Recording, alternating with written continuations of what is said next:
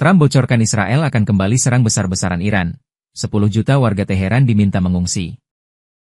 There's a chance of massive conflict. We have a lot of American people in this area, and I said, we got to tell them to get out, because something could happen soon. And I don't want to be the one that didn't give any warning and missiles are flying into their buildings. It's possible. Well, I'd love to avoid the conflict. Iran's going to have to negotiate a little bit tougher, meaning they're going to have to give us some things that they're not willing to give us right now. I'm the last person. I've kept us out of wars. Mr. President, how imminent is an Israeli strike on Iran? Well, I don't want to say imminent, but it looks like it's something that could very well happen. I want to have an agreement with Iran.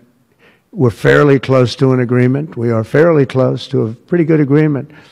It's got to be better than pretty good, though, but it's got to be, I'd much prefer an agreement. As long as I think there is an agreement, I don't want them going in, because I think that would blow it. Might help it, actually, but it... 10 juta jiwa. Itulah jumlah manusia yang tertidur di bawah langit Teheran malam ini. Tapi mimpi mereka pecah bukan oleh gempa atau badai, melainkan oleh sebuah cuitan yang mengguncang dunia. Sebuah peringatan dari mantan presiden terkuat Amerika, semua orang harus segera mengungsi dari Teheran.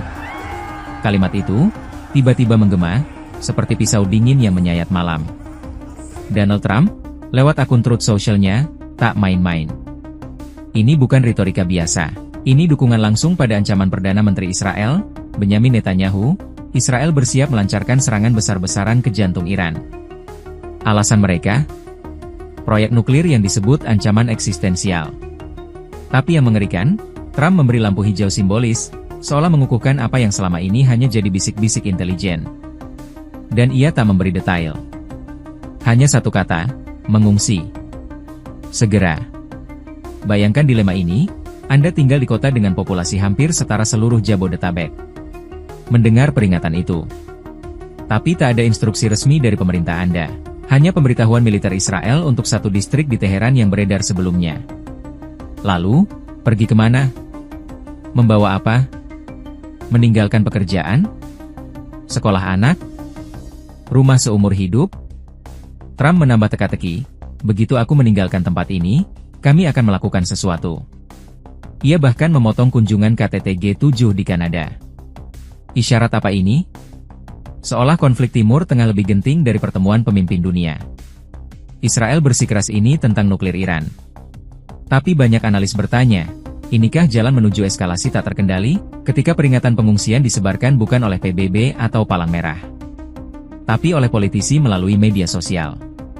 Lihat angka ini, 10 juta.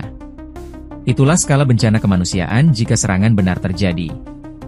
Bukan cuma tentara, tapi anak-anak di sekolah, pasien di rumah sakit, kakek nenek di rumah jompo. Infrastruktur vital hancur. Pasokan air, listrik, obat terputus. Apakah peringatan pengungsian dari luar negeri cukup? Tanpa rute evakuasi, logistik, atau penampungan yang dijamin dunia internasional, ini seperti membiarkan orang berlari dalam gelap. Detik terus berlari. Pemerintah Iran diam, Israel bersiap. Dunia menahan napas. Apakah ini bluf politik? Atau prahara benar-benar akan pecah? Satu hal pasti, ketegangan telah mencapai titik didih baru. Warga Teheran terjebak di pusaran kekuatan global yang jauh lebih besar dari mereka. Mengungsi mungkin jadi kata, tapi kemana? Adalah pertanyaan yang menggantung, lebih berat dari rudal manapun di langit Iran malam ini. Ikuti terus informasi-informasi terkini lainnya di SIB News Network.